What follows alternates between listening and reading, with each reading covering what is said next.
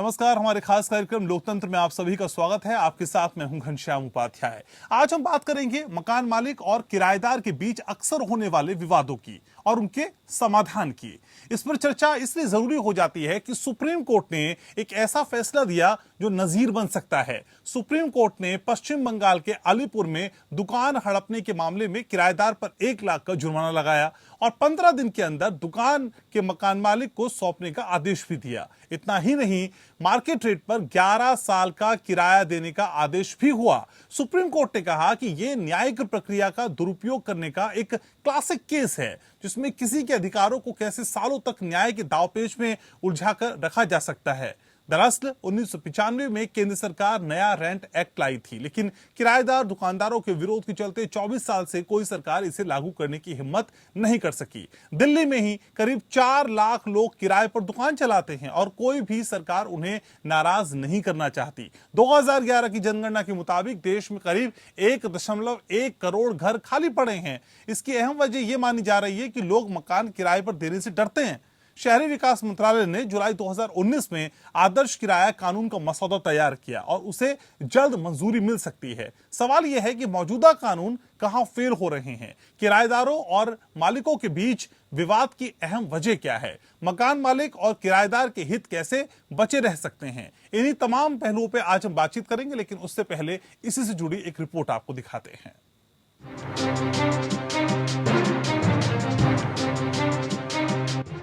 Supreme court ने एक ऐसा फैसला सुनाया है जो आने वाले वक्त में नजीर साबित हो सकता है। सुप्रीम कोर्ट ने एक किराएदार पर 1 लाख रुपए का जुर्माना लगाया है। इतना ही नहीं, 11 साल का किराया देने का आदेश भी दिया है। ये किराया मार्केट रेट के आधार पर देना होगा। कोर्ट ने कहा कि ये न्यायिक प्रक्रिया का दुरुपयोग करने का एक क्लासिक केस है, जिसमें किसी के अधिकारों को कैसे सालों तक न्याय के दांवपेच में उलझा कर रखा जा सकता है। कोर्ट में ऐसे मामलों को हतोत्साहित करना जरूरी है। इस मामले में एक संदेश देना बहुत जरूरी है। दरअसल याचिकाकर्ता देवाशीष सिन्हा के चाचा को मकान मालिक ने 1967 में 21 साल के लिए पट्टे पर दिया था। पट्टे की अवधि पूरी होने के बाद मकान मालिक ने 1988 में संपत्ति को वापस मांगा।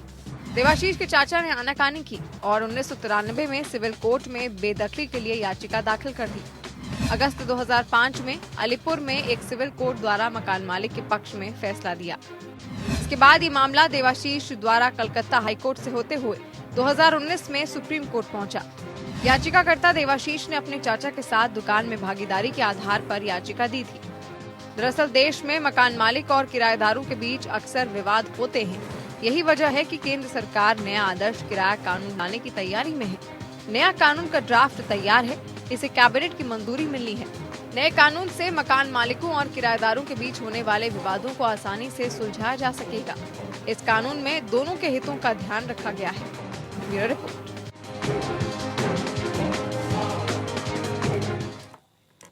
तो आज इसी पे विस्तार से चर्चा करेंगे और चर्चा करने के लिए मेरे साथ कुछ खास मेहमानों का खास पैनल जुड़ रहा है। परिचय मैं आपका करा दूं। मेरे साथ जुड़ रहे हैं राजीव अग्रवाल साहब, लैंडलॉर्ड राइट एक्टिविस्ट हैं। शशांक वाजपेयी मेरे साथ जुड़ रहे हैं, अधिवक्ता हैं सुप्रीम कोर्ट में। नितिन मित्तल मेरे साथ जुड़ रहे हैं, टेनेंट राइट्स एक्टिविस्ट हैं। साथ ही साथ राजीव शंकर द्विवेदी मेरे साथ जुड़ रहे हैं, अधिवक्ता हैं सुप्रीम कोर्ट में। सबसे पहले शशांक, शुरुआत आप ही से। तो शशांक जी, असल में किराए का कानून कहता क्या है?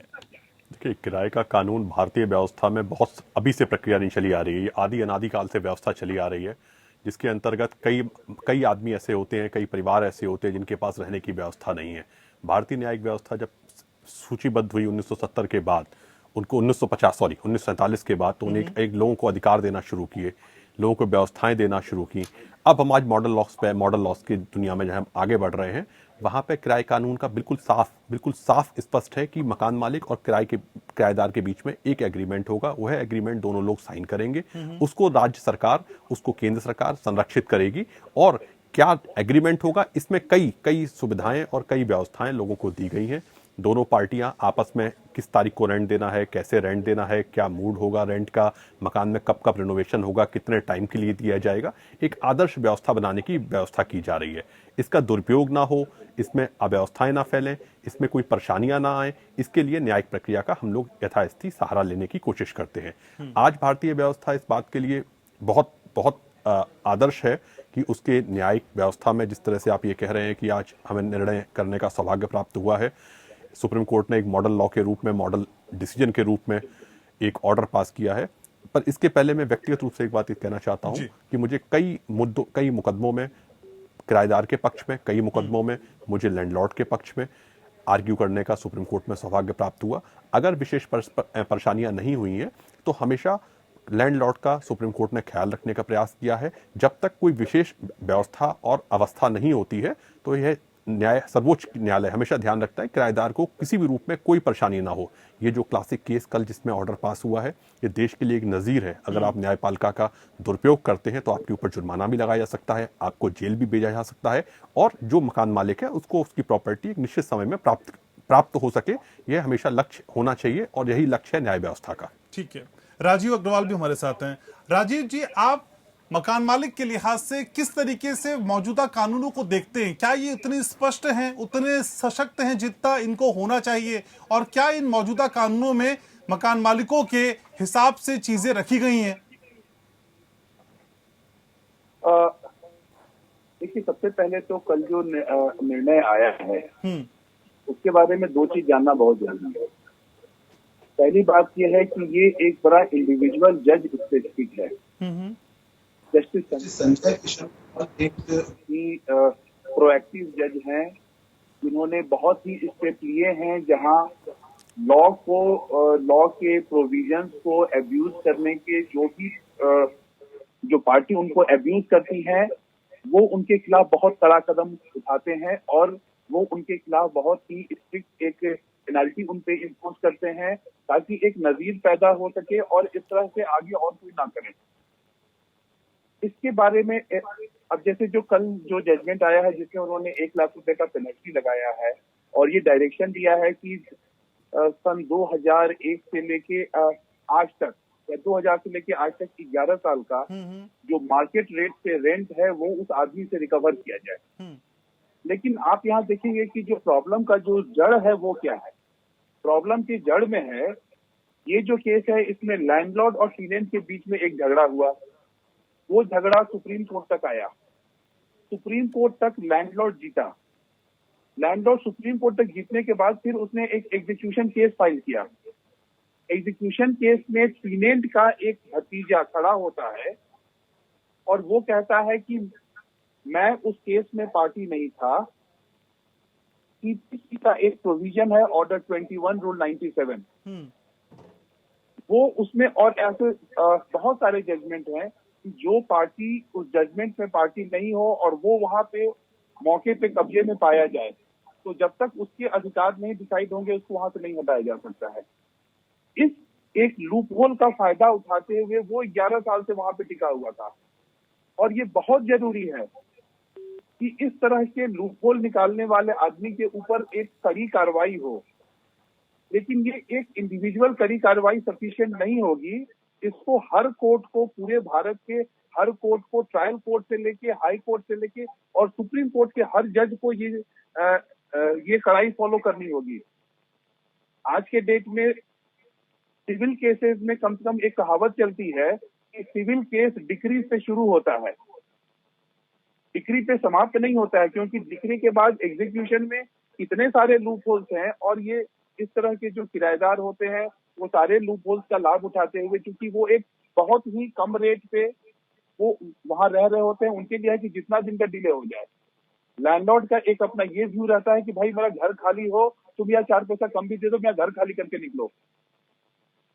तो ये कानून के जो प्रोविजंस का जो मिसयूज है, अब्यूज है, उसको समाप्त करने के दिशा में एक बहुत ही मजबूत और बहुत ठोस कदम है। लेकिन ये एक बिल्कुल स्टार्टिंग का कदम है और एक छोटा कदम है। इस तरह से और बहुत कदम लेने होंगे और ये बहुत आवश्यकता है इस करने का। अब जहां तक बात आई नए किराया कानून की, जो देखिए कानून तो बहुत अच्छा लिखा जाता है, मुख्य बात आती है जब उसकी इम्प्लीमेंटेशन की बात हो, जब उसको कोर्ट में ले जाने की बात हो। जो अभी जो मौजूदा रेंट एक्ट के जो लॉ है उनमें कहीं कोई कमी नहीं है, उनमें कहीं कोई कमजोरी नहीं है। प्रॉब्लम है उसके एग्जीक्यूशन की। मैं इस नए कानून में जितने प्रोविजन मैं देख रहा हूं मुझे डर इस बात का लग रहा है कि ठीक द है। Solution is going to be more problematic ठीक देन है द सर, ओरिजिनल ये जो प्रॉब्लम। नए कानून है इस पे हम विस्तार से चर्चा करेंगे आगे आने वाले समय में। आप मेरे साथ बने रहिए। मेरे साथ नितिन मित्तल भी हैं जो टेनेंट राइट एक्टिविस्ट है। नितिन मित्तल साहब, असल में किराएदारों की दृष्टि से आपको क्या लगता है, मौजूदा कानूनों में क्या उतनी स्पष्टता है जितनी की दरकार है?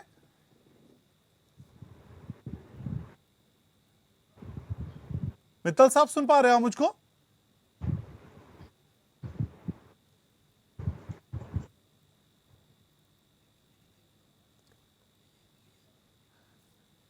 ठीक है, तो शशांक वाजपेयी जी का रुख कर लेते हैं, हमारे साथ अधिवक्ता हैं सुप्रीम कोर्ट में। बात करेंगे मित्तल साहब से बाद में। तो शशांक जी, असल में क्या कानून जो फिलहाल हमको दिए गए हैं उसमें मकान मालिक और किराएदार दोनों के हित संरक्षित होते हुए दिखाई देते हैं, या कुछ सुधार की, कुछ संशोधन की जरूरत आपको महसूस होती है? आज जो हमें कानून दिए गए हैं, मैंने आपको बहुत स्पष्ट रूप से प्रथम दृष्टि में ये बात कही थी कि आज देश के अंदर कोई भी मकान मालिक, कोई भी किराएदार जो आपसी सहमति से अपना मकान देना चाहता है, वो आपसी सहमति से मकान लेना चाहता है, अपनी टर्म्स एंड कंडीशन को डिसाइड कर ले। एक साधारण एग्रीमेंट होता है, कुछ लोग उसको रजिस्टर्ड कराते हैं, कुछ लोग नहीं रजिस्टर्ड कराते हैं, कुछ लोग टैक्सेबल होता है, कुछ नॉन टैक्सेबल है अगर आपकी एक आय से ज्यादा आप टैक्स दे रहे हैं। कुछ लोगों के परिवार किराए से चल रहे हैं, कुछ लोग सिर्फ किराए पे ही रह रहे हैं। आप देखिए विसंगतियां देखिए देश की, ये पूरे कलकत्ता का मामला है, उसकी हम परिस्थिति को नहीं कह सकते। कभी आदमी के पास सैलरी मिली, उसके पास अगले महीने पैसे देने के लिए हुए मकान मालिक को, कभी नहीं हुए। कई परिस्थितियों पे आप अगर विचार करते हैं तो आज ये बात बिल्कुल स्पष्ट है कि देश के अंदर जो ये नजीर बनी है, उस नजीर को थोड़ी देर के लिए हम लोग ये सोचते हैं बहुत अच्छी नजीर है, पर हमें हर बात इस बात को संरक्षित करना होगा। सरकार का पूरा उद्देश्य यह है कि मकान मालिक के पूरे उद्देश्य और पूरे हितों का संरक्षण कर सके हमारा कानून। किराएदार का पूरा उद्देश्य यह है कि देश में जो बेसहारा है, जो आज 1 लाख मकान खाली पड़े हुए हैं, जो लोग मकान देने से डरते हैं, उनका डर खत्म हो। किराएदार के मामले में स्पष्ट रुख सरकार का न्याय की दृष्टि से, कोर्ट का बिल्कुल साफ है कि आपको हम मकान अगर मिलता है किराए पे तो आपको नियम का पालन करना पड़ेगा, मकान मालिकों के हितों का रक्षण करना पड़ेगा और एक नियत समय पे अपना किराया पे करिए। अगर कोई भी विसंगतियां आती हैं तो उसके विभिन्न पहलुओं को, चाहे वो सिविल कोर्ट से स्टार्ट होकर सर्वोच्च न्यायालय तक आता है, यह मुकदमेबाजी रुके और तत्काल रूप से मकान की प्रॉपर्टी पे कब्जा मिल सके। जब हम 15-15 साल, 20-20 साल लोगों के केस लड़ते हैं और हमें इस बात का आभास हो जाता है कि ये आदमी हमें परेशान करेगा, 1 रुपए पे मकान लिया, 50 रुपए पे मकान लिया, ये पुराने थे। पर अब आज के समय में किराएदार भी बहुत अवेयर है, लैंडलॉर्ड भी बहुत अवेयर है और ये समस्याएं दिल्ली में अब नए इधर 15-20 साल से आना कम हो गई है। कब्जा करने का पहले एक प्रथा थी, कम रेट पे मकान ले लिया और कब्जा कर लिया, उस प्रथा को भी अब दूर किया है और सरकार निरंतर रूप से उसमें सुधार कर रही है। हाई कोर्ट हो चाहे सुप्रीम कोर्ट हो, वह भी एक समय के साथ नए नए फैसलों के मामले से दोनों के मन में एक समान रूप से कानून का पालन करने के लिए जागरूक और जिम्मेदार नागरिक बनाने के लिए एक व्यवस्थित व्यवस्था को आगे बढ़ा रही है। लेकिन शशांक जी, जिस केस की हम बार बार बात कर रहे हैं, जिसमें फैसला आया, जिसको क्लासिक केस बताया गया, सर उसके बाद मन में यह भी ख्याल आता है कि न्यायिक व्यवस्था में इतनी शिथिलता भी है क्या कि सालों साल इस तरह के मामले को लटकाया जा सकता है, लिंगर ऑन किया जा सकता है, जिसका खामियाजा कम से कम दोनों को नहीं तो कम से कम एक पक्ष को तो भुगतना ही पड़ता है? देखिए, न्यायिक व्यवस्था में कहीं कोई लचरता नहीं है, कोई सरलता नहीं है। न्यायिक प्रक्रिया एक सतत प्रक्रिया है जो आज भी चल रही है, आगे भी चलेगी और हमेशा चलती रहेगी। आज इस देश को नहीं, पूरी दुनिया को, दुनिया की सर्वोच्च न्यायिक व्यवस्थाओं के ऊपर विश्वास है। उस प्रक्रिया में अगर किसी भी तरह से कोई डिले हो रहा है, आप ये देखिए, जब उसने मुकदमा दाखिल किया है, जब उसको लास्ट उसने राइट्स मांगे थे, उसके 5 साल बाद मुकदमा दाखिल किया, मुकदमे की अपील की, उसमें एग्जीक्यूशन किया। आज आप सोचिए 70 साल का आदमी जिसके माँ बाप उसको घर से निकाल देते हैं और वो पिताजी कहीं मकान लेने किसी के जाते हैं, एक परिस्थिति मैं बता रहा हूं आपको, हो सकता है कल वो खत्म हो जाए, जिसमें 21 या 25 साल में हुआ। उसके बेटा आज कह रहा है मैं पार्टी नहीं था, मैं रिकवरी कहां से करूंगा, आज मेरे पास आमदनी नहीं है, मैं रिकवरी कहां से करूंगा। इस तरह की बहुत से पहलुओं को जो वहां पे अधिवक्तागण हैं, वहां पे न्यायमूर्तिगण हैं, वह विचार करते हैं, क्योंकि पैसा लेना और पैसा देना दोनों होने चाहिए। आज इसको जो मार्केट रेट से रेंट दिया गया है, मिसयूज के बारे में कहा गया है, हमें देखिए वो एक ऑर्डर है, रिपोर्टेबल जजमेंट है या नहीं है, मैंने बहुत अभी उसकी गहनता से मेरी अध्ययन उसके ऊपर नहीं हुआ है, तो उसके ऊपर कोई कमेंट करना भी उचित नहीं होगा। पर भारतीय व्यवस्था में बिल्कुल साफ स्थिति है कि न्यायपालिका में हर आदमी को न्याय मिले, हर जगह न्याय मिले। ये एक केस है जहां उसने देखा कि इसका मिसयूज हुआ, उस पर तत्काल जुर्माना लगवाया, जिससे किराएदार को ना लगे कि मैं प्रक्रिया का दुरुपयोग करके मकान मालिक को परेशान कर सकता हूं। कोई भी मकान मालिक कभी भी परेशान ना हो, इस बात का हमेशा ध्यान रखा गया है और ध्यान ठीक है, रखा तो यहाँ जाएगा। से एग्जाम्पल सेट करने की कोशिश की गई और एक मैसेज पास ऑन करने का प्रयास किया गया, जिसके जरिए कम से कम इस तरह की भ्रम की स्थिति ना हो कि मकान मालिक को तंग किया जा सकता है सालों साल न्यायिक प्रक्रिया में उलझाकर। शशांक जी और राजीव शंकर द्विवेदी लगातार मेरे साथ लोकतंत्र देख रहे हैं। लोकतंत्र पे आज हम बात कर रहे हैं मकान मालिक की, किराएदार की, किराए की और अक्सर होने वाले विवादों की। और हमारे साथ बेहद खास मेहमान जुड़े हुए हैं। नितिन मित्तल मेरे साथ जुड़ रहे हैं, टेनेंट राइट एक्टिविस्ट हैं। मित्तल साहब, स्वागत है आपका।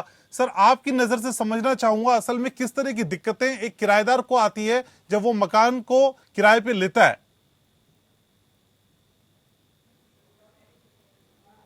उसे कई तरह की दिक्कत आती है कि वो किस तरह का एग्रीमेंट करे, किस पीरियड के लिए, ताकि उसके वो अगर अपनी सेटअप उसमें फैमिली बसाता है या काम धंधा करता है तो वो उसको सिक्योर, जिस पीरियड के लिए जा रहा है वो सिक्योर रहे, उस पीरियड तक वो उसको यूज कर सके, तो उसे उस बीच में परेशान ना कर सके, उसके परिवार को घर से बेघर ना कर सके, और अपना काम अपने सुचारू रूप से उस जगह पे कर सके जितने म्याद के लिए उसने लिया है।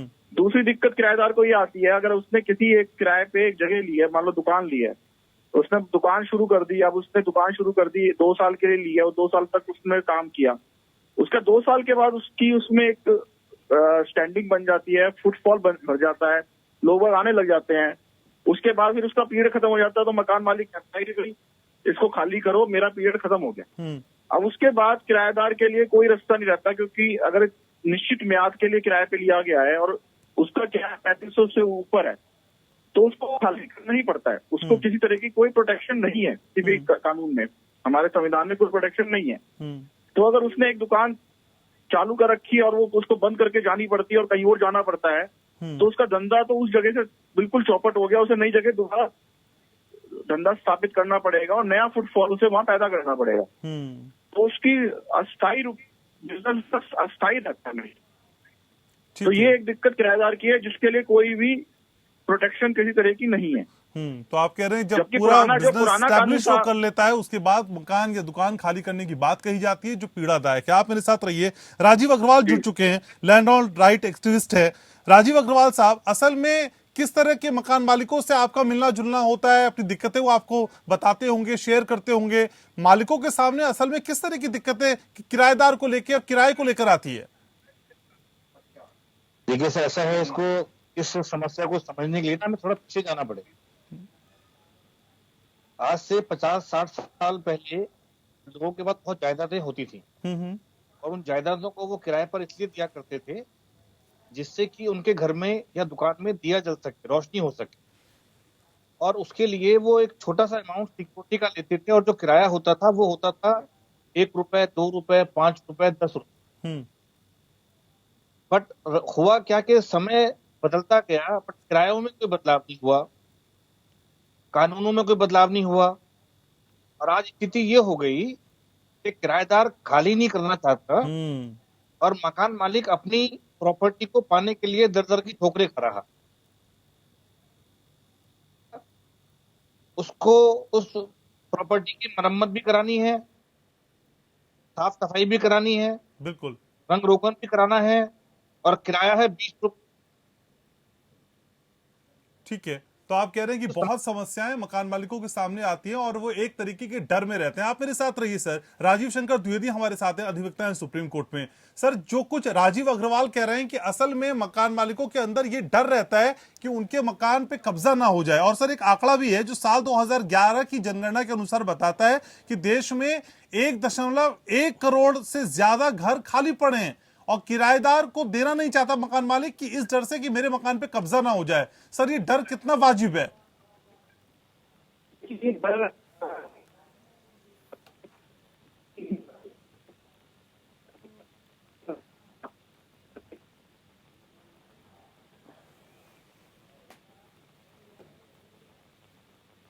सर, आपकी आवाज मुझ तक सही ढंग से नहीं पहुंच पा रही। शशांक जी से इस बात का जवाब ले लेते हैं। शशांक जी, मकान मालिक का घबराना और ये सोचना कि देखिए अगर मेरा मकान किराए पे चढ़ गया तो कहीं वो कब्जा ना कर लिया जाए, इसलिए खाली भी रहे तो चलेगा। घनश्याम जी, एक बहुत अच्छी बात है, अब मोदी सरकार आ चुकी है तो कई सारी देश में व्यवस्थाएं बदल रही हैं। मैं इसको मजाक लाइटर साइड में कह रहा हूँ। अब मॉडल टेनेंसी एक्ट 2019 जो कि हमारा ड्राफ्ट हो चुका है, और ड्राफ्ट होने के बाद कई केंद्र सरकार उसको पास करने के लिए बहुत जल्दी आने वाला है, जिसमें दोनों का कि जो रेंट कोर्ट्स बन रहे हैं, रेंट ट्रिब्यूनल्स बन रहे हैं, उनका ये जिम्मेदारी होगी कि 30 दिन के अंदर इस तरह के वादों को निपटाया जा सके, किसी भी लैंडलॉर्ड को किसी भी रूप में कहीं भी कोई परेशानी ना हो, और किराएदारी प्रक्रिया को, टेनेंसीज लॉस को बहुत इजी करने का प्रावधान किया गया है, जिसको राज्य सरकारों ने, जिसको केंद्र सरकारों में, टेनेंसी राज्य का विषय है। राज्य में, हर राज्य में अपने लॉज हैं, अपने अपने रेंट ट्रिब्यूनल्स हैं। इस कोड को बनने के बाद कई व्यवस्थाएं बदल जाएंगी। पुरानी व्यवस्था जो दोनों लोग कह रहे थे, प्रीवियस प्रवक्ता, वो बातें अपनी जगह ठीक है, पर आज दिल्ली में, बॉम्बे में, महाराष्ट्र में, जो बड़े बड़े राष्ट्र हैं, जहां राज्य हैं, जहां पे ये व्यवस्था बनी हुई है कि हम आपको मकान दे रहे हैं, दुकान दे रहे हैं, फ्लैट्स दे रहे हैं, कॉमर्शियल स्पेस दे रहे हैं, तो बहुत स्टैंडर्ड एग्रीमेंट्स हैं और इस तरह की शिकायतें और वाद बहुत कम आ रहे हैं। ये जो पुराने वाद हैं, ये आप जो देख रहे हैं, ये 20 साल 30 साल पुराने नहीं, कई पीढ़ियों पुराने वाद लोगों के चल रहे हैं। वो वादों का निपटारा अब नए टेनेंसी लॉस के बाद ऑलमोस्ट सा खत्म सा हो जाएगा, क्योंकि जस्टिस इन डोर स्टेप और जस्टिस बहुत फास्ट हो, इसके लिए दोनों सरकारें, राज्य सरकारें और केंद्र सरकारें मिलकर लगातार प्रयास कर रही हैं। मकान मालिकों को किसी भी रूप में डरने की जरूरत नहीं है। अगर आप एक कॉमन प्रक्रिया का पालन करते हैं और देखते हैं कि हमारे यहाँ अधिकतम मकान, अब लोग गूगल पर सर्च करते हैं, प्रॉपर्टी डीलर को कांटेक्ट करते हैं, मकान मालिक मिलना भी नहीं चाहता है, ना वो मिलता भी नहीं है। एक डेट फिक्स होती है, उस डेट पे वो जाते हैं, एग्रीमेंट करवाते हैं और मकान में रहना शुरू कर देते हैं। कब तक मकान में रहते हैं? जब तक उनकी चेक क्लियरेंस होती रहती है।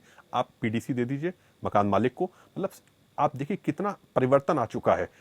मकान मालिक सुरक्षित है, टेनेंट सुरक्षित है, लोगों की पर डे की लड़ाइयां दूर हो रही हैं। ये सब व्यवस्थाएं आज आने वाले समय में और अच्छी होंगी और अच्छी हैं।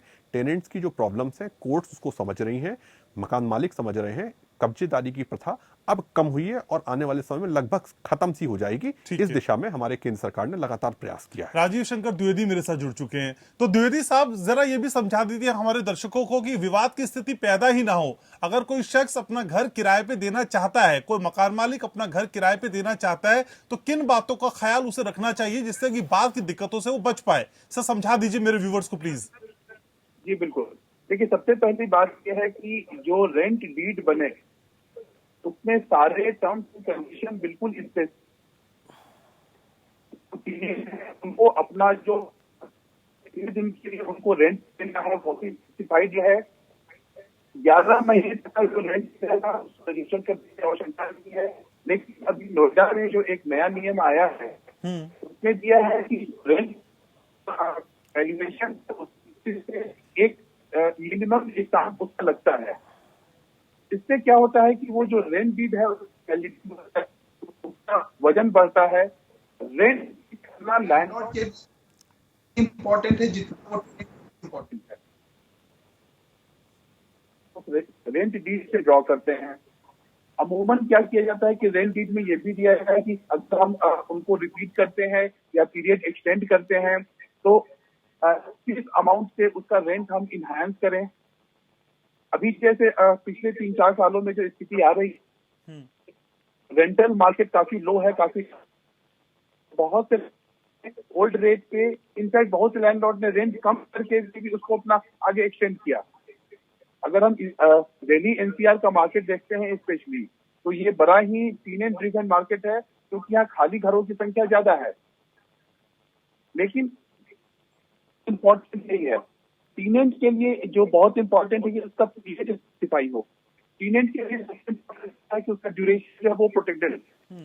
लेकिन लैंडलॉर्ड के लिए बहुत इंपॉर्टेंट है कि जब वो ड्यूरेशन समाप्त हो रहा है तो उसको उसका अपना घर वापस मिल जाए। बहुत से ग्राउंड रहते हैं, एक ग्राउंड अगर टीम ने किसी 2 महीने का रेंट नहीं दिया, लैंडलॉर्ड उसके खिलाफ केस फाइल कर सकता है। लैंडलॉर्ड को अगर अपने पर्सनल रिक्वायरमेंट के लिए घर चाहिए, लैंडलॉर्ड उसके लिए भी अपना घर वो केस फाइल कर सकता है। अगर टीसी से आपको सबलेट कर दिया है या घर में अल्टरेशन किया है, उस ग्राउंड पे भी वो उसको फाइल कर सकता है। जहां तक दोनों की नीयत ठीक है, कोई प्रॉब्लम नहीं है। जहां दोनों की में से किसी एक की नीयत में खोट आता है, प्रॉब्लम वहीं शुरू होता है। लेकिन अनफॉर्चुनेटली हमारा जो जुडिशियल सिस्टम अभी इतना स्ट्रेच कर देता है इस पूरे प्रोसेस को, जो जिस केस में ये अभी ऑर्डर आया है, ये तो एक मतलब छोटे केसेस में ही रहेगा। यहाँ 30 साल से 35 साल से जो अभी ठीक है, तो ये वो ख्याल है, प्रिकॉशंस है जो कम से कम मकान को देने से पहले हर मकान मालिक को समझनी चाहिए। सभी खास मेहमान लगातार हमारे साथ बने हैं और आज लोकतंत्र आपको जरूर देखना चाहिए, वो इसलिए क्योंकि आज आपकी प्रॉपर्टी का सवाल है। तो लोकतंत्र में आज हम बात कर रहे हैं मकान मालिक और किराएदार के उन रिश्तों की जो अक्सर खराब हो जाते हैं, कभी किराए की वजह से, कभी रेंट एग्रीमेंट को बीच में खत्म करने को लेके, या फिर कभी दूसरी वजहात की वजह से। तो उन्हीं सभी वजहों को आज हम समझने की कोशिश कर रहे हैं। सभी खास मेहमान लगातार हमारे साथ बने हुए हैं। शशांक जी हमारे साथ स्टूडियो में मौजूद हैं। शशांक जी, असल में रेंट एग्रीमेंट को क्या बीच में भी खत्म किया जा सकता है, और अगर किया जा सकता है तो उसके लिए क्या फॉर्मेलिटीज करनी होंगी? घनश्याम जी, बहुत अच्छा सवाल है आपका। रेंट एग्रीमेंट को हमने आपको बार बार एक बात बताने की प्रयास कर रहे हैं सब लोगों को, दर्शकों को, कि रेंट एग्रीमेंट को कभी भी समाप्त किया जा सकता है जिसमें नोटिस पीरियड होता है। वो नोटिस पीरियड मकान मालिक और टेनेंट के बीच में एक साफ साफ लिखा हुआ है कि हम 15 दिन के नोटिस पे मकान खाली कर सकते हैं, हम 1 महीने के कर सकते हैं, हम 2 महीने के नोटिस पे मकान खाली कर सकते हैं, पहली बात। दूसरा सवाल ये है कि वो पीरियड कब से स्टार्ट होगा, जिस दिन से आप नोटिस दे देंगे मकान मालिक को। हम उस रेंट एग्रीमेंट को जब हमने बनाया है उसकी रजिस्टर्ड है कि अनरजिस्टर्ड है, हमेशा रेंट एग्रीमेंट रजिस्टर्ड कराना चाहिए। अगर आपको लंबे समय तक मकान में रहना चाहते हैं तो एक प्रक्रिया लोगों ने सामान्य प्रक्रिया बना रखी है कि भाई रेंट एग्रीमेंट तो 11 महीने का ही बनेगा, 1 साल से ज़्यादा का बनाएंगे तो परेशानी आएगी। मैं आपसे ये कहता हूँ, अगर आपको लंबे समय तक मकान में रहना है तो 2 साल, 5 साल, 9 साल, 11 साल की, 21 साल की, ऐसे इसमें 21 साल की लीज थी, आप 21 साल की लीज करवा लीजिए। जब आप लंबी लीज करवाते हैं तो लोगों को डर ये होता है कि हमारा जो स्टैंप है, जहां रजिस्ट्रेशन कराने जाते हैं तो 21 साल का कंसोलिडेटेड उसमें जो रेंट होगा, उस रेंट के बराबर उसमें हमारी स्टैंप ड्यूटी लगेगी। लोग स्टैंप ड्यूटी को बचाने के चक्कर में एक छोटी छोटी गलतियां करते हैं। न्यायिक प्रक्रिया बिल्कुल साफ है, आप एग्रीमेंट में लिख लीजिए मैं 15 दिन के नोटिस पे मकान खाली करवा लूंगा। अब कुछ स्टैंडर्ड मकान मालिक होते हैं, वो हमेशा एग्रीमेंट में लिखना पसंद करते हैं कि भाई हमारा लॉक इन पीरियड होगा जो 2 साल का होगा, 3 साल का होगा। दिल्ली में या कई अच्छे शहरों में जहां कॉमर्शियल प्रॉपर्टीज हैं, हम कॉमर्शियल प्रॉपर्टी में या अच्छे मकान हैं जिनको हम एक बार पेंट करवाते हैं, रिपेयर करवाते हैं और टेनेंट को देते हैं, 11 महीने बाद टेनेंट चला जाता है तो उसको रिपेयर कराने में हमारी इतनी कॉस्ट लग जाती है जो परेशानी का सबक होती है। तो वो चाहते हैं कि हम लॉन्ग टाइम की प्रॉपर्टी लीज पर दें, लॉन्ग टाइम के लिए रेंट पर दें, लॉन्ग टाइम के लिए हमारा एग्रीमेंट हो और हमारा जिससे भी एग्रीमेंट हो वो इंसान अच्छा हो और उसकी सक्षम। अब लोग ITR भी मांगते हैं, कई चीज़ों को प्रोफाइल चेक करते हैं, पुलिस वेरिफिकेशन चेक करते हैं। तो व्यवस्थाओं में इस बात का बिल्कुल साफ ध्यान रखें। अगर आपको लंबे समय की लीज की जरूरत है तो मकान मालिक को पहले से बताएं कि मैं कम से कम 3 साल के लिए या 5 साल के लिए मकान लेना चाहता हूं। इसमें मिनिमम 3 साल का, मिनिमम 5 साल का लॉक इन पीरियड रहेगा जिसमें ना आप मुझसे खाली करने के लिए कहेंगे ना मैं खाली करूंगा। अगर कोई ऐसी स्थिति बनती भी है तो 2 महीने का या 3 महीने का एडवांस नोटिस मैं आपको दे दूंगा, जिससे आप अपने के लिए एक उचित किराएदार की व्यवस्था कर सके और आपका मकान की टेनेंसी में कोई प्रॉब्लम ना आए। जी, लेकिन ये तो किराएदार की बात हुई, लेकिन अगर मकान मालिक उस एग्रीमेंट के बीच में से मकान खाली करवाना चाहता है तो फिर मकान मालिक क्या करे शशांक जी? उस समय मकान मालिक अगर खाली कराना चाहता है तो बिल्कुल स्पष्ट स्थिति है, जो नोटिस पीरियड होगा, नोटिस पीरियड किराएदार को सर्व कर दे, क्योंकि उसमें दोनों वाइस वर्सा है। नोटिस पीरियड में वो कह सकता है कि भाई 3 महीने में मैं आपसे भी मकान खाली करा सकता हूं, जिसमें 1, 2, 3, 4 कोई भी जो क्लॉजेस लिखे होंगे उन क्लॉजेस का वायलेशन हुआ है। अगर कोई वायलेशन नहीं हुआ है, उसको हो सकता है, कभी कभी होता है, परिवार में बच्चे आ गए, कोई रिश्तेदार आ गए, आपको अपनी जरूरत के लिए मकान की आवश्यकता है, तो तत्काल आप पहली बात तो रिक्वेस्ट है, दूसरा नोटिस है, थर्ड फिर आपको कोर्ट में जाना पड़ेगा, इंटरिम स्टे लेना पड़ेगा। इसमें थोड़ी प्रक्रिया में समय लगता है और इस प्रक्रिया का पालन हो, इसलिए ये क्लॉज बड़ा साफ, स्पष्ट और बिल्कुल स्पष्ट किसी अच्छे विधिक सलाहकार की मदद से लिखवाएं और हर एग्रीमेंट को रजिस्टर्ड करवाएं। रजिस्ट्रेशन के बिना एग्रीमेंट की मान्यता नहीं है। लोग बचाने के चक्कर में 100 रुपए का एग्रीमेंट करवा लेते हैं, 10 रुपए का एग्रीमेंट करवा लेते हैं। कई छोटे डिस्ट्रिक्ट में प्रथा है, अगर आप कहीं इटावा की तरफ जा रहे हैं और या जा रहे हैं 50 देश के झारखंड में जा रहे हैं जहां एग्रीमेंट की जरूरत ही नहीं है, क्योंकि ये जो व्यवस्था है ये दिल्ली NCR में ज्यादा है कि हर चीज ब्रोकर के माध्यम से लेनी है, उसमें कमीशन मिलता है, कमीशन भी हमारा डिडक्ट होता है। कई जगह ऐसा है कि आपने रिक्वेस्ट की, उसने बता दिया साहब बगल वाला मकान खाली है, आप ले लीजिए। उस मकान को उसने ले लिया, किराएदार रहने लगा, 3 महीने बाद पता लगा कि वहां वृद्ध महिला है जिसका मकानी किराए से चल रहा है, मकान कब्जा कर लेंगे या उसको मार देंगे। ये बुरी नियत की अभी मैं बात नहीं कर रहा हूँ, केवल अच्छी नियत की बात कर रहा हूँ। अगर अच्छी नियत के लिए एक पन्ने पर साफ साफ लिखा गया है और उसको रजिस्टर्ड करा लिया गया है तो हमें ऐसी आशा है कि देश की जनता और देश के अच्छे किराएदार उसका पालन कर रहे हैं और पालन होता है। ठीक है, मित्तल साहब भी हमारे साथ हैं। मित्तल साहब, असल में जितने किराएदार आपके पास आते हैं उनमें से ज्यादा दिक्कत कौन सी होती है? मकान को पहले खाली करा लिया, किराया समय से पहले इंक्रीज कर दिया गया, या किसी और तरह की वजह? कौन सी दिक्कतें ज्यादा आती हैं सर किराएदारों को? दिक्कत किराएदारों को ज्यादा ये आती है कि अब जो मान लो कमर्शियल प्रॉपर्टी है, वहां पर वो काम कर रहा है, उसका एक काम उसका सेट हो गया, चाहे उसने एक फिक्स पीरियड के लिए लिया, 3 साल के लिए लिया, उसमें ऑप्शनल क्लॉज होती है to renew of the tenancy. जो लैंडलॉर्ड हमेशा अपने पास रखता है वो पावर, रिन्यू करने की पावर है कि नहीं, ऑप्शन उसके पास होती है। तो मान लो 3 साल उसने अपना कोई काम किया उस जगह पर, और उसके बाद उसने मकान मालिक ने भी खाली कर दो इसे, तो उसका मकान जिसने काम धंधा उस पर सेट कर लिया, उसे खाली करना पड़ता है अचानक, तो उसका सारा काम धंधा खराब हो जाता है। तो ये एक प्रॉब्लम टेनेंट को बहुत आती है कि भाई मैंने 3 साल के लिए लिया, ऑप्शन लैंडलॉर्ड के पास है, लेते टाइम उसने देखा नहीं कि सारी ऑप्शन लैंडलॉर्ड के पास है, तो वो उस टाइम उसका काम, जबकि मकान मालिक ने तो दोबारा उसे चाहे किराए पे चढ़ाना हो, उसको चाहे ईगो हो गई उस किराएदार से कि भी मैंने तो इसे खाली कराना है, उस वजह से वो खाली कराने के लिए उस क्लॉजेस का मिसयूज करता है। तो वो प्रोटेक्शन टेनेंट की कहीं भी नहीं है कि वो टेनेंट को अगर कहीं काम कर रहा है, उसका धंधा सेट हो चुका है, तो उसको कहीं किसी तरह की प्रोटेक्शन दी जाए, कोई उसे बफर दिया जाए, ताकि वो कुछ उसको अपना काम कर सके और अपनी जीविका एकदम उसकी सड़क पे ना आ जाए। राजीव शंकर द्विवेदी से समझते हैं। द्विवेदी साहब, ऐसे में टेनेंट्स के पास क्या राइट्स हैं सर? कैसे वो बचा पाए अपनी आजीविका को, उस मकान को हाथ से ना जाने दे, दुकान को हाथ से ना जाने दे? द्विवेदी साहब, क्या कहेंगे आप, कैसे बचाया जाए? और क्या मन में ये भी डर रहता है जो मकान मालिक होते हैं कि देखिए ज्यादा समय तक मैंने किसी को किराए पे दे दिया तो कहीं वो घेर के ना बैठ जाए?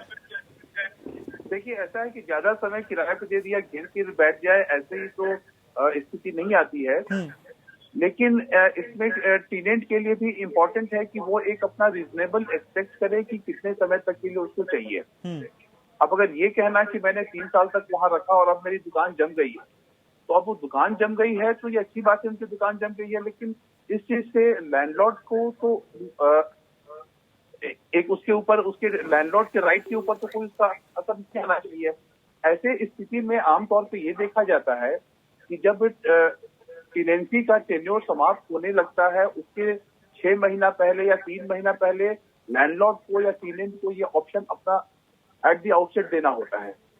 तो ये सारे प्रोविजन जो है हमेशा एडवाइजेबल है कि कॉन्ट्रैक्ट के अंदर दिए जाएं। जैसा अभी शशांक जी ने कहा था, ये हमेशा एडवाइजेबल है कि टेनेंसी का टेन्योर एक लंबा पीरियड रखिए, 3 साल का रखिए, 5 साल का रखिए, उसके जो भी स्टैंप है स्टैंप पे कीजिए, और साथ ही साथ ये रिन्यूअल के क्या प्रोसीड्यूर होंगे, क्या टर्म्स होंगे, अगर हमें नहीं अगर रिन्यू करना है, जैसे मान लीजिए कि अगर लैंडलॉर्ड को उसको नहीं रिन्यू करना चाहता है, तो लैंडलॉर्ड को भी जो है 6 महीना पहले बता देना होगा कि हमको आपको इसको जो है रिन्यू नहीं करना है। या फिर अगर वो इसको रिन्यू करना चाहता है, या फिर जैसे बहुत सारे इंस्टांसेस होते हैं जहाँ टेनेंट नहीं चाहता है कि हम वो एक्सटेंड करें, लैंडलॉर्ड चाहता है कि ये इसको एक्सटेंड करे। At the end of it कि ये बिल्कुल डिमांड एंड सप्लाई ड्रिवन है। तो ऐसी स्थिति में हमेशा एडवाइजेबल रहता है कि जो भी टर्म्स एंड कंडीशन है वो कॉन्ट्रैक्ट के अंदर लिखे हुए हों और कॉन्ट्रैक्ट रजिस्टर्ड। अगर कॉन्ट्रैक्ट में इस तरह के टर्म्स नहीं लिखे गए हैं, उसके बावजूद किसी तरह का कोई अधिकार मिल सकता है टेनेंट को सर? देखिए, ऐसा है कि जहां तक दिल्ली का सवाल है, तो दिल्ली के जो लॉ है ये काफी प्रो टेनेंट है। और अगर जहां मान लीजिए कि एग्रीमेंट का जो मियाद है वो समाप्त हो गई है, और उसके बाद भी अगर लैंडलॉर्ड ने टेनेंट से रेंट अगर एक्सेप्ट किया हुआ है, तो उनके जो टेनेंसी का नेचर अपना चेंज कर जाता है, वो फिर अपना मंथ टू मंथ टेनेंसी की बात हो जाती है। उसके बाद फिर नोटिस देना होगा एविक्शन करने के लिए। एविक्शन के लिए ग्राउंड्स हैं, बहुत अपना स्पेसिफिक ग्राउंड्स हैं कि उसने डिफॉल्ट किया हुआ हो, या फिर जो लैंडलॉर्ड का अपना पर्सनल रिक्वायरमेंट हो। इन सिचुएशन में एक और प्रॉब्लम जो टेनेंट हमेशा फेस करता है कि लैंडलॉर्ड टेनेंट को जो है रेंट का रिसीप्ट नहीं देता है।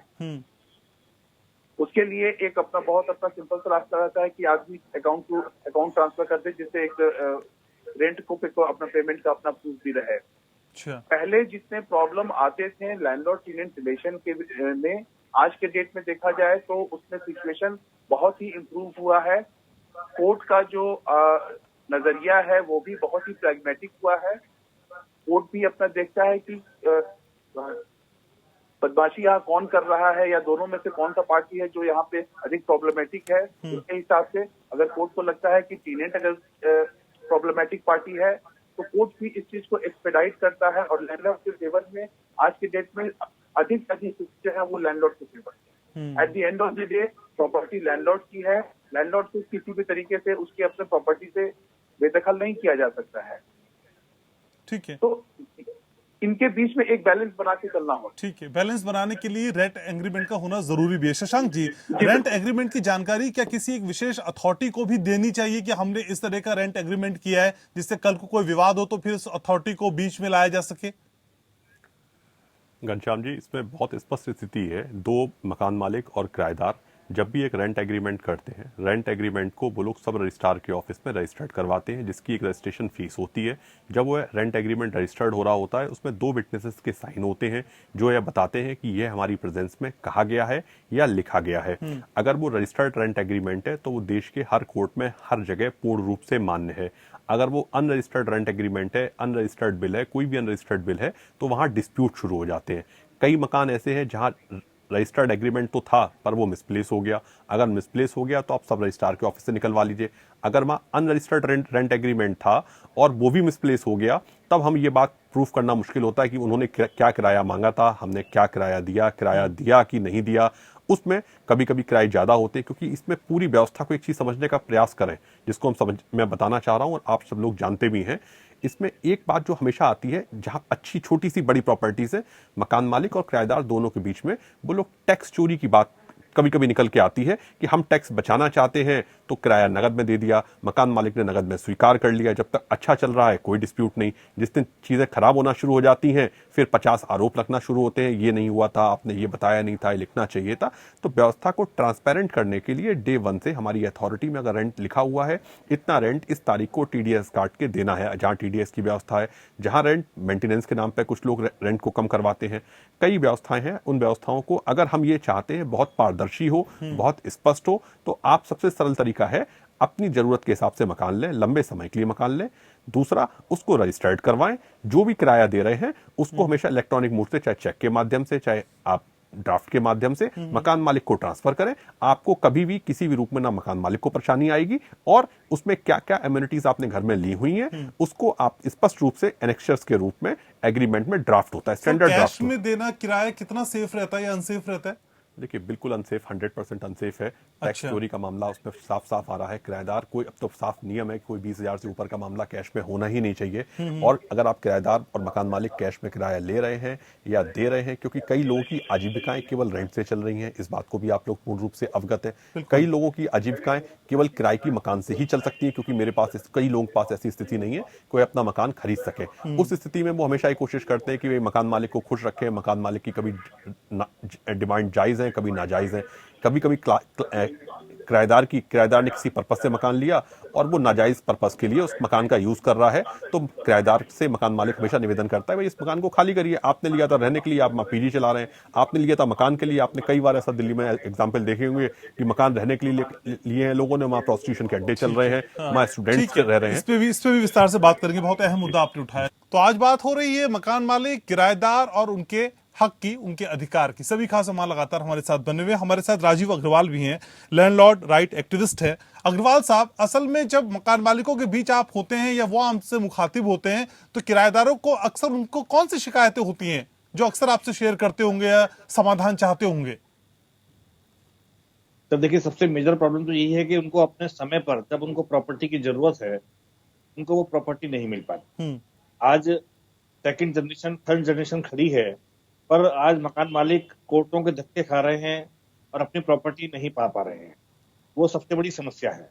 आज आप पुरानी दिल्ली का एक उदाहरण ले लीजिए। पुरानी दिल्ली का एक भी गलिया कूचा ऐसा नहीं है, मकान मालिक आज कोर्ट में धक्के खाने को मजबूर नहीं है, और वो रेंट कंट्रोलर से शुरू करता है और सुप्रीम कोर्ट तक उसको लड़ना पड़ता है साहब जी। समय की कोई सीमा नहीं है, और अपनी प्रॉपर्टी पाने के लिए जिसका किराया वो 50 रुपए भी नहीं मिल पाता उसको, उसके लिए भी उसको हजारों लाखों रुपए खर्च कर भी कोई समय की सीमा नहीं है, और वो धक्के खाता रहता है कोर्ट के। और कोर्ट से जब, इवन सुप्रीम कोर्ट से भी जब ऑर्डर हो जाता है, तो फिर वो बैलिफ और पुलिस प्रोटेक्शन, तब भी मकान जो किराएदार है वो ताला लगा के भाग जाते हैं और वो खाली नहीं करा पाता। आप सोचिए कितनी मानसिक उसको प्रताड़ना हो रही सही है, बात है। कितनी समस्याओं से उसको गुजरना पड़ता है। तो सर, इस तरह में जब कानून की शरण में जाते हैं तो कौन सी ज्यादा दिक्कतें आती हैं? क्या कानून में, न्यायिक प्रक्रिया में जो मामले को खींचने की रवायत है वो कई बार दिक्कत पैदा करती है? कानून में तो सर देखिए, कानून तो प्रॉब्लम में ये समस्या, सबसे बड़ी समस्या ये आती है कि पहले वो एडिशनल रेंट कंट्रोलर के आगे 14(1)(e) बोना फाइडे रिक्वायरमेंट में अपनी पिटीशन डालते हैं। पहले तो सबसे बड़ी समस्या सर्विस कराने की है कि भी वो सर्विस हो किराएदार पर, कि किराएदार हर तरह से सर्विस कराने से बचते हैं। फिर वो लीव टू डिफेंड की एप्लीकेशन लगाते हैं, उसके ऑर्डर होने में, आर्गुमेंट होने में और ऑर्डर होने में समय लगता है जी। अगर मकान मालिक के फेवर में मामला आता है तो किराएदार हाई कोर्ट जाता है, हाई कोर्ट से वो सुप्रीम कोर्ट जाता है, फिर भी वो वहां समय मांगता है और कई बार ऐसा होता है कि मामला वापस एआरसी पे आ जाता है, तो फिर नए सिरे से शुरू होता है। तो ये जो समस्याएं हैं अपनी प्रॉपर्टी को पाने के लिए, और वो प्रॉब्लम क्या है कि, और भी एक बड़ी प्रॉब्लम ये है कि आज किराएदार की इच्छा ये है, खासकर पुरानी दिल्ली में, कि वो आज मार्केट रेट से उस प्रॉपर्टी को खाली करना चाहता है। अब वो कहता है साहब मैंने पकड़ी दी, वो पकड़ी की बेसिकली, पकड़ी का जो मसला था मैंने आपको पहले बताया, वो एक बहुत छोटा सा अमाउंट था, 100 रुपए 200 रुपए जो सिक्योरिटी ली जाती थी, और वो किराया होता था 10 रुपए 20 रुपए। आज भी वो किराया बढ़े नहीं है।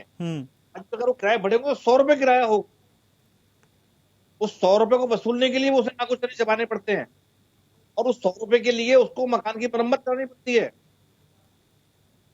उसके लिए उसको साफ सफाई करानी पड़ती है, रंग रोगन कराना पड़ता है, वो भी जिम्मेदारी मकान मालिक की है। ठीक है, तो आप बता रहे हैं कि मकान मालिक का सबसे बड़ा डर यही है कि उसके मकान पे कब्जा ना हो जाए और उसको वापस कब्जा पाने के लिए बहुत जद्दोजहद करनी पड़ती है। तो पुरखों ने अपनी प्रॉपर्टी में ठीक है सर, सही बात है। अपने खून पसीने की कमाई को इस तरह से फंसता हुआ जब वो देखता है तो वाकई दिक्कत की बात है।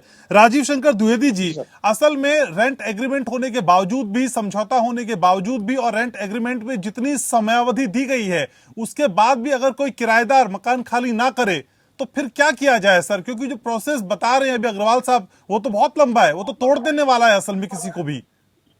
वही प्रॉब्लम है और वही डर है जिसके चलते आदमी ये महसूस करता है कि मेरा घर खाली रहे बेहतर है, ज्यादा बेहतर। सही बात है, क्योंकि जो अभी अग्रवाल साहब ने कहा वो बिल्कुल सही बात है। आप आज के डेट में कनॉट प्लेस के जाके देख लीजिए, आप सदर बाजार देख लीजिए, आप पुरानी दिल्ली के जो भी एरिया है उनको देख लीजिए, रेंट वही है जो 1950 के 1940 के वही सब रेंट चल रहे हैं। आज उनको मेंटेनेंस कराना उसके रेंट का कई गुना है। जो हाउस टैक्स का जो है अपना जो मुद्दा है वो अलग चाहिए अपना, और इस तरीके से, और जब उनको इसको रिकवरी का जो कॉस्ट है वो उस कॉस्ट से कई गुना है। टेनेंट को भी इस बात का अंदाजा है कि या तो वो हमारे ऊपर केस करे, सिंपली एक डेट पड़ती है 2 महीना 3 महीना बाद, अगर उस दिन अगर कोर्ट एब्सेंट हो गई अगला 3 महीना और गया। सही बात है। लॉयर का फीस जाता है, अलग से जाता है। वो एक जो मकान मालिक है वो बिल्कुल उसकी परेशानी की तो कोई सीमा नहीं रहती है। तो ऐसी स्थिति में जो सेफगार्ड्स होने चाहिए वो लैंडलॉर्ड को और स्ट्रॉन्ग सेफगार्ड चाहिए उनको, और उसका सबसे स्ट्रॉन्ग सेफगार्ड ये है कि जो लॉ है वो उसको अपना ट्रू लेटर एंड स्पिरिट में इम्प्लीमेंट हो। लॉ में अगर एक टाइम का डेडलाइन दिया हुआ है तो उस डेडलाइन को जल्दी से जल्दी इम्प्लीमेंट किया जाए। ठीक है, तो जल्दी से जल्दी निपटाने के लिए शशांक जी असल में हो क्या? आ रहा हूं सर आपके पास। शशांक जी असल में हो क्या? चाहे क्या किराया विवाद निपटाने के लिए अलग से कोर्ट हो, ट्रिब्यूनल हो, अथॉरिटी हो, उनको एस्टेब्लिश करना जरूरी है? क्योंकि लंबा खिंचता हुआ समय तो किसी को भी परेशान कर देगा। घनश्याम जी, इसमें बहुत अच्छी मैं आपसे बताना चाहता हूँ कि मॉडल टेनेंसी लॉ 2019 जो बहुत जल्दी पास हो जाएगा, पास होने के बाद देश में कई सारी समस्याएं का समाधान हो जाएगा। रेंट अथॉरिटीज बन रही हैं, रेंट ट्रिब्यूनल्स बन रहे हैं, डिस्पोजल रेट बहुत फास्ट होगा, जस्टिस डोर स्टेप पे अवेलेबल होगा, किराएदार को ना परेशानी हो, मकान मालिक को ना परेशानी हो। सरकार इस पूरे मसौदे को बहुत गंभीरता से विचार करने के बाद यथाशीघ्र पारित करने के लिए कटिबद्ध है और मुझे ऐसी आशा है आने वाले 1 साल के अंदर देश में किराएदारी की प्रथा को और निष्पक्ष बनाने की ठीक है, व्यवस्था तो की उम्मीद जाएगी। करते हैं कि आदर्श किराया कानून एक नई कम से कम रवायत शुरू करेगी और जो दिक्कतें किराएदार और मकान मालिक के बीच में हो रही हैं उन दिक्कतों का जल्द से जल्द समाधान हो सकेगा। अतिशीघ्र बहुत समाधान शुक्रिया, होगा। बहुत शुक्रिया आप सभी खास मेहमानों को आने के लिए, चर्चा में जुड़ने के लिए, अपनी राय रखने के लिए। तो लोकतंत्र में आज के लिए बस इतना ही। कल फिर हाजिर होंगे एक नए विषय के साथ। तब तक के लिए नमस्कार।